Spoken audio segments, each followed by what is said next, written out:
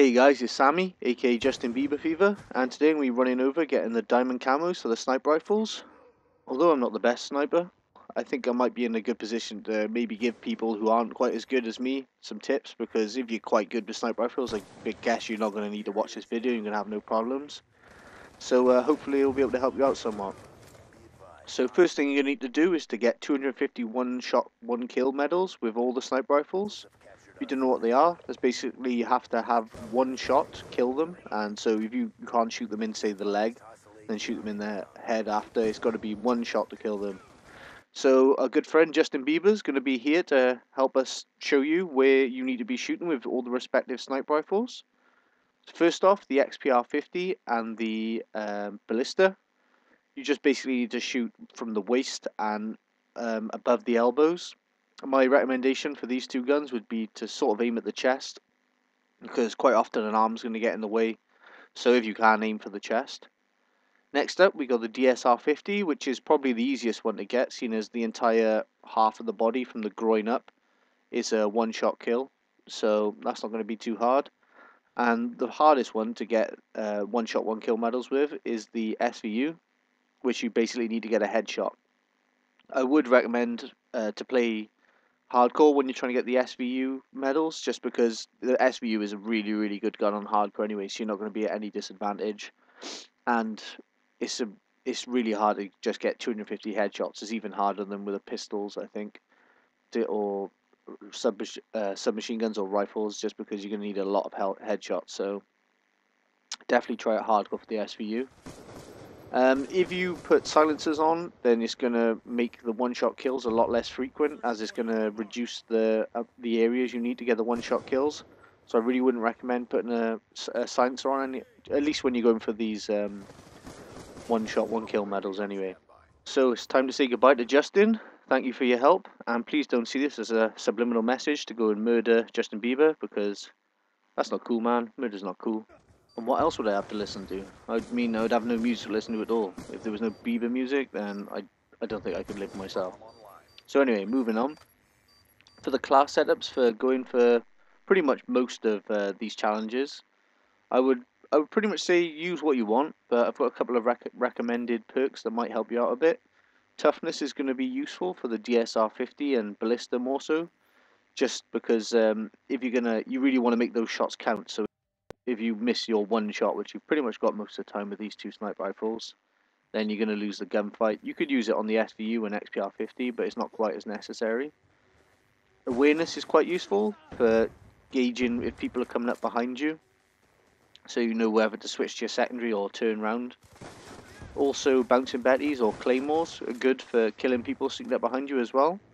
Shock charges are also quite handy for the same purpose, but I tended to find them quite useful for sort of, if I'm watching one area of the map, I'd throw it to like either the side where I couldn't quite see as well, and if someone walked past that area, I'd know they were there, so I could quickly pop up, look at where they were, and get myself an extra kill.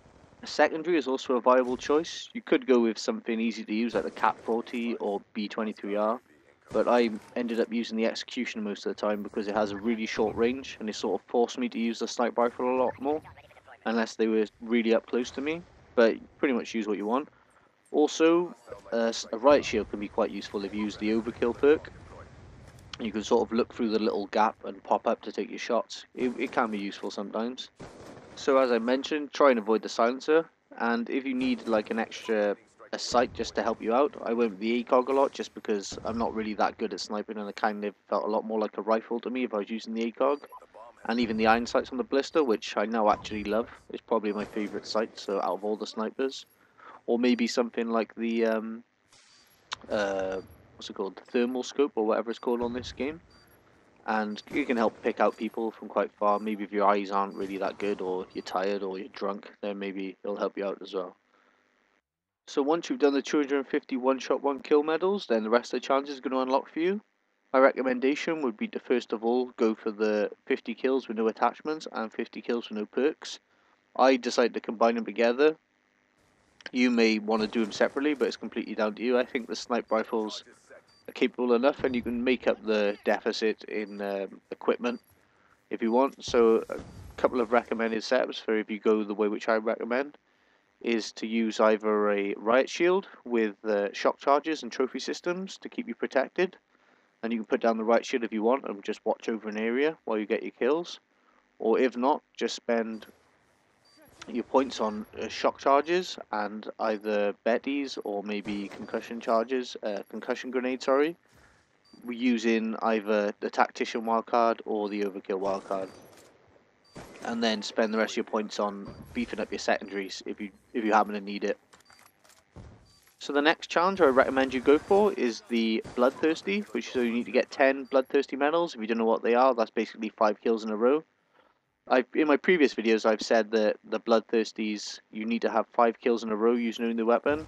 But I've heard a couple of people say that you just need to have 5 kills with the weapon. So you could, for example, kill 3 people with the SVU, get a bouncing Betty kill, or maybe an executioner kill. Then as long as you had another 2 kills with your sniper rifle, you should be good. But there's a couple of times where I swear I've had 5 kills and it's not giving me the medal, so I'm not too sure. I'll have to try and test that out at some point. So for trying to get this done, just basically take your time is what I would say. You try and just watch over high traffic areas and just stay back. So if you're having trouble getting these done, maybe try a game of demolition. Possibly domination if you're playing with a bunch of people who are going to know what they're doing and aren't going to be rushing the spawns all the time. Just because you know where the spawns are, they're more set out, and you're not going to have people coming up close to you all the time, so you can sort of keep your distance and just pick people off. Once you got all these done, the other 2 challenges you need to get done are for the double kill medals, and for the long shot medals, you need to get 5 double kill medals, which is basically kill 2 people within a short space of time, and 10 long shot medals. You're probably going to pick these up as you're going for your other challenges, but just in case, if you're not getting the double kills, maybe you need to just play a little bit more aggressively. And the long shot medals, I'm going to show you a short clip now, which is basically the range you need to be for all the sniper rifles.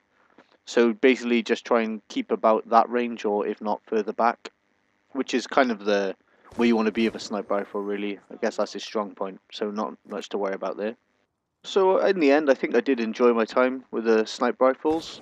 It was a bit hard at the beginning, but I should actually post a link to a video I watched, which kind of did help me a bit. It was actually a tip for using the KSG, but it worked quite well as well. I can't actually remember the name of the person who did it, but I'll try and find it, and I'll try and leave an annotation to it. But basically, it just covered how you should take shots with a sniper rifle. So as you go to shoot, just stand still. A lot of people probably know this already, but it sort of messes with the aim if you're strafing, as in when I say don't move, as in don't use the left stick at all. If you're using the standard setup, just use the right stick to sort of aim around rather than moving, and it just makes the accuracy so much more. And I don't know how I've been playing this game for so long and not have known that, and it really did help me with the sniper rifles. Also, another tip for the XPR50, which really helps a lot with this, and the SVU somewhat, but you haven't got to worry too much with that, is that if you're prone, it basically turns it into a laser, so you can just spam rounds and not worry about missing.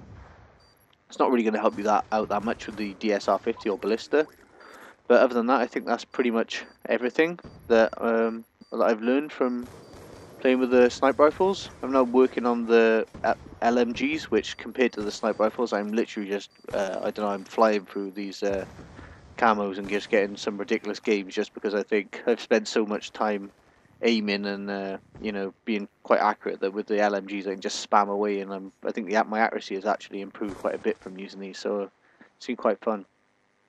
So anyway guys, that's pretty much everything covered, and hope it's been useful to you, and I'll speak to you later. Bye bye now. Bye bye.